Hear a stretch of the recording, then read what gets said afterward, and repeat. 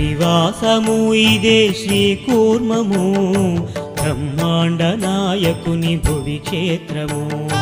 హరివాసము ఇదే శ్రీకూర్మము, బ్రహ్మాండ నాయకుని భువి క్షేత్రము. ఆనంద నిలయాలకిది గమ్యము, ఆనంద నిలయాలకిది గమ్యము, అవతార పరమార్థ నిక్షేపము, అవతార పరమ. శ్రీ విష్ణు రూపాయ నమ శివాయ. Hi friends, welcome to our channel trip to trip. Vishnumurthy యొక్క అన్ని అవతారాలకే ఆలయాలు ఉన్నాయి, కానీ కూర్మ అవతారానికి మాత్రం ప్రపంచంలో ఎక్కడ ఆలయం లేదు. కానీ మన అదృష్టం కొద్దీ తెలుగు గడ్డపై ఈ కూర్మాలయం ఉంది.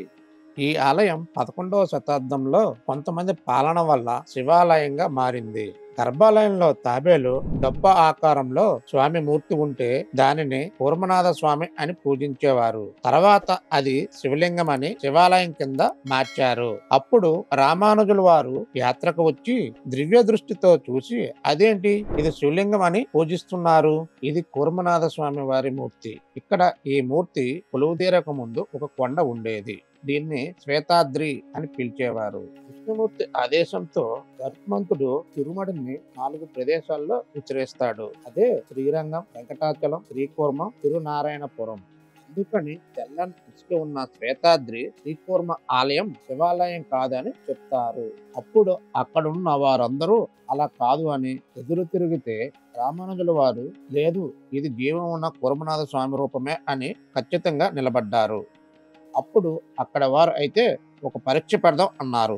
దానికి రామానుజుల వారు ఏమిటా పరీక్ష అని అన్నారు. మీరు జీవం ఉన్న మూర్తి అన్నారు కదా, పిలిచి దాన్ని కదపండి అని అనగా దానికి రామానుజుల వారు సరే అని ఆలయం వెనుకకు వెళ్లి ప్రార్థించగానే అప్పటి వరకు తూర్పు ముఖంగా ఉన్న మూర్తి మెల్లగా వెనుకకు పడమర వైపుగా తిరిగింది. ఈ సంఘటనకి సాక్ష్యంగా ఈ ఆలయంలో 2 ధ్వజస్తంభాలు, ఆలయానికి ముందు ఒకటి, మరొకటి వెనకాల వైపున ఉంటుంది. ఇక ఈ స్థల పురాణం గురించి చెప్పాలంటే పద్మపురాణంలో ఒక కథ ఉంది. పూర్వం సాలిహుండం అనే ప్రదేశంలో శ్వేతరాజు అనే ప్రభువు ఉండేవాడు. ఆయన భార్య విష్ణుప్రియ. వీళ్ళిద్దరూ విష్ణు భక్తులు. అయితే ఒకసారి వాళ్ళ ప్రాంతంలో కరువు వచ్చి చుక్క నీరు లేక జనం అల్లాడిపోయారు. అప్పుడు ఆమె జనం బాధ చూసి నేను ఏకాదశి వ్రతం చేస్తాను, 9 రోజుల పాటు తీవ్రమైన బ్రహ్మచర్య దీక్ష చేస్తా అని పూనుకుంటుంది. ఆ పక్కనే వంటి మండలం అనే గ్రామం ఒక 3 మైళ్ళ దూరంలో ఉంటుంది. అది ఆడవారు మాత్రమే సంచరించే గ్రామం. అందులోకి పురుషులకి ప్రవేశం లేదు. ఎవరైనా స్త్రీలు బ్రహ్మచర్యంతో పూజ చేయాలంటే ఇక్కడికి వచ్చి చేసుకునేవారు. ఆమె అక్కడికి వెళ్లి వ్రతం చేస్తుంది. 8 రోజులు వ్రతం చేశాక ఆ రోజు రాత్రి రాజుగారికి కామవాంఛ కలుగుతుంది. ఎలాగైనా భార్యని కలవాలని చిలికత్తితో వర్తమానం పంపిస్తాడు. దానికి ఆమె నేను వ్రతం చేస్తున్నా కదా, ఇప్పుడు కుదరదు అని చెప్పి పంపించేస్తుంది. దాంతో రాజు తట్టుకోలేక రాజు వచ్చి ఆ గ్రామానికి దగ్గరలో బస చేసి మళ్ళీ చిలికెత్తను పంపి తీసుకురమ్మంటాడు. పాపం ఇది ఆమెకు పెద్ద పరీక్ష. అవును అంటే వ్రతం పోతుంది, కాదు అంటే ప్రాతిపత్య భంగం కలుగుతుంది. ఆమెకు ఏం చేయాలో అర్థం కాక ఏమిటి స్వామి నాకు ఈ పరీక్ష అని బాధపడుతుంది. అప్పుడు అక్కడ ఉన్న వెదురు పొద నుండి ఒక పెద్ద గంగాధార పుడుతుంది. రాజు బస చేసిన ప్రదేశానికి ఈమె ఉన్న కుటీరానికి మధ్య ఉధృతంగా ప్రవహిస్తుంది. దాంతో రాజుకి కామవాంఛపోయి మునిగిపోతానేమో అని భయం పుడుతుంది. అప్పుడు ఆయన గురువు గారిని వేడుకుంటే ఆయన రాజుకి నారద మహర్షి ఉపదేశించిన కూర్మ మంత్రాన్ని ఉపదేశిస్తాడు. అప్పుడు రాజుకు కామవాంఛపోయి తీవ్రంగా తపస్సు చేస్తే విష్ణుమూర్తి ప్రత్యక్షమై ఏం కావాలని అడగగా అప్పుడు రాజు నేను కూర్మ మంత్రంతో తపస్సు చేశాను. ఆమె అవతారంలో సముద్ర గర్భంలో ఉండి మందర పర్వతాన్ని మోశారు, కాబట్టి మీరు ఇక్కడ కూర్మ అవతారంలో వెలియండి అని కోరుతాడు. అప్పుడు జ్యేష్ఠ ద్వాదశి నాడు ఇక్కడ స్వామివారు వెలిశారు అని పద్మ పురాణంలో ఉంది.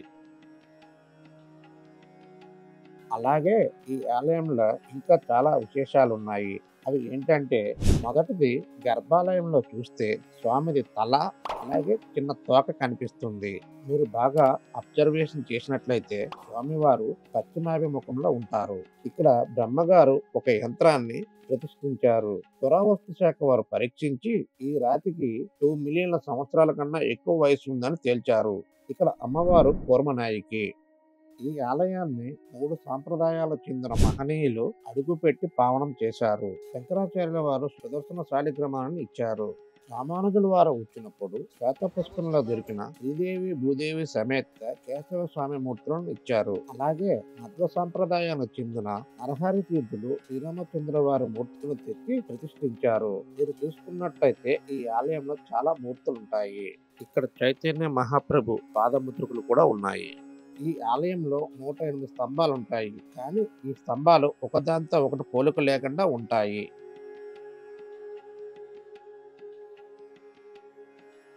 నాస్తికత్వం బాగా పెరిగిపోతున్న ఆ రోజుల్లో పెద్దజీవి స్వామి వారు 1960 నుండి 1963 వరకు నేపాల్ నుంచి కన్యాకుమారి వరకు తిరుమలతో సహా 108 శ్రీరామ వ్రతములను చేశారు.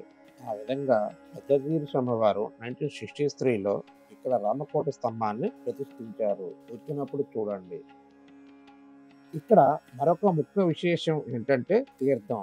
నారాయణుడి అష్టాక్షరి మంత్రంలో ఒక్కొక్క అక్షరానికి ప్రతిగా ఇక్కడ ఒక్కొక్క తీర్థం ఏర్పడింది. ఈ ఆలయం చుట్టూ 8 తీర్థాలు ఉన్నాయి. అన్నిటికంటే ముఖ్యమైనది సుధాకుండం తీర్థం. దీన్నే శ్వేత పుష్కరణి అంటారు. విష్ణుమూర్తి యొక్క సుదర్శన చక్రఘాతం వల్ల ఏర్పడింది. ఇందులో అస్థికలు కలిపితే ఆ అస్థికలు ఏ రూపంలో ఉన్నాయో అదే రూపంలో శిలగా ఏర్పడి కిందకు చేరుతాయంట. ఇప్పటికీ కింద చూస్తే చాలా శిలలు ఉంటాయి. ఇక్కడ పురోహితులు మాఘమాస శుద్ధ సవితి రోజు ఇక్కడ స్నానం చేయగలిగితే చాలా మంచిది అని చెబుతున్నారు. అలాగే 40 సంవత్సరాలకు ఒకసారి ఇక్కడ తీర్థాలకు అష్టతీర్థ యాగం అని ఒకటి వస్తుంది. అంటే జ్యోతిష్యం ప్రకారం ఏవో చాలా లెక్కలు ఉంటాయి. మాఘమాసం, మకర మాసం, అష్టమి, ఆదివారం, పౌర్ణమి అని ఇలా కాంబినేషన్ ఉంటుంది. దీన్ని అష్టతీర్థ యాగం అంటారు. ఈ టైంలో ఈ పుష్కరంలో స్నానం చేస్తే మనం చేసిన పాపాలన్నీ పోతాయని భక్తుల యొక్క నమ్మకం. ఈ అష్టతీర్థ యాగం మొన్న 2020లో వచ్చింది. ఈ ఆలయాన్ని దర్శించి కుదిరితే అభిషేకం చేస్తే ఎటువంటి దోషమైన రాహు, కేతు, శని, అర్ధాష్టం శని ఏదైనా పోతాయని శాస్త్రంలో చెప్పారు. మనం ప్రదర్శన చేస్తున్నప్పుడు ప్రదర్శన మండపంలో ఈశాన్యంలో మూసేసిన ద్వారం ఒకటి ఉంటుంది. దీన్నే కాశీ ద్వారం అని అంటారు. ఈ ద్వారం నుండి సొరంగ మార్గంలో అనేక ఊర్లు సొరంగాలను కలుపుకుంటూ కాశీకి చేరుకుంటాము. మన బ్యాడ్ లక్ ఏంటంటే ఇప్పుడు పాములు, జంతువులు వస్తున్నాయని ఈ ద్వారాన్ని మూసివేశారు. ఇక్కడ అపురూపమైన వైష్ణోదేవి ఆలయం ఉంది.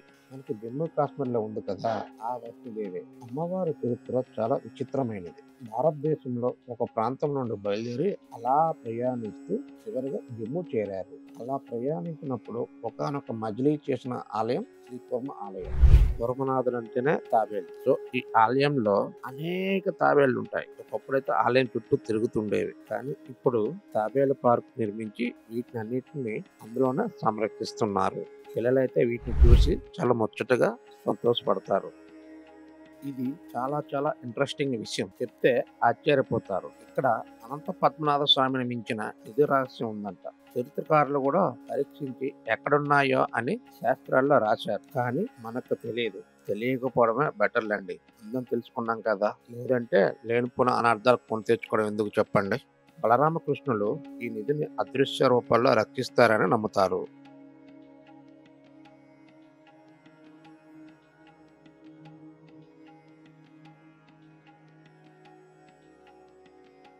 ఈ శ్రీకూర్మం పిండ ప్రదానాలకు చాలా ప్రసిద్ధి. కాశీ వెళ్ళలేని వారు ఇక్కడ పిండ ప్రదానాలు చేస్తారు. జనరల్ గా అస్థికలను 3 దగ్గర కలపాలని మన పెద్దలు అంటారు. అందులో మొదటిది కాశీ, రెండవది శ్రీకూర్మం, మూడవది రాజమండ్రి దగ్గర గోదావరిలో. ఈ పిండ ప్రదానాలకు కావాల్సిన ఐటమ్స్ అన్ని ఇక్కడే దొరుకుతాయి. చూడండి, ఇక్కడ పురోహిత సంఘంలో మనం మనీ పే చేస్తే వారే దగ్గరుండి ఈ పిండ ప్రదానాలు చేయిస్తారు. చివరిలో దక్షిణ ఇచ్చుకోవాలండోయ్. దేని దారి దాందే. ఇదండి శ్రీకూర్మ యొక్క విశేషాలు మరియు స్థల పురాణం. అంతా ఇన్ఫర్మేషన్ ఇచ్చానని అనుకుంటున్నాను. ఏమైనా మర్చిపోయినట్లయితే కింద కామెంట్ చేయండి. ఈ వీడియో నచ్చితే లైక్ చేయండి. మరిన్ని అద్భుతమైన వీడియోస్ కోసం మన ఛానల్ సబ్స్క్రైబ్ చేయండి. చాలా మంది చూస్తున్నారు కానీ సబ్స్క్రైబ్ చేసుకోవడం లేదు. సో మీరు సబ్స్క్రైబ్ చేసుకోవడం వల్ల నాకు కొంత మోటివేషన్ ఉంటుంది. సో సబ్స్క్రైబ్ చేసుకోండి అబ్బా. కూర్మ ఆలయ దర్శనం తర్వాత శ్రీకూర్మం నుండి కిలోమీటర్ల దూరంలో ఉన్న మత్స్యలేశం బీచ్ కి వచ్చాను.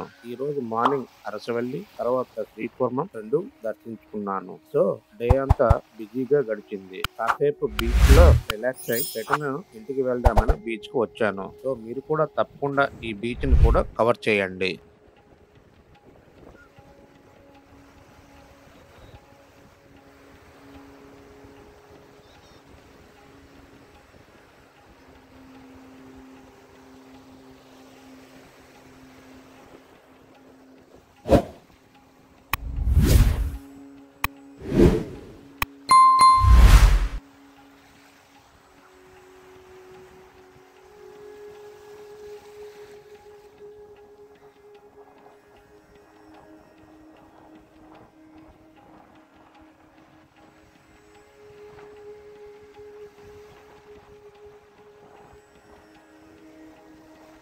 కచ్చపేశాయ విద్మహే మహాబలాయ ధీమహి తన్నో కూర్మః ప్రచోదయాత్. Thanks for watching. By by. జై హింద్.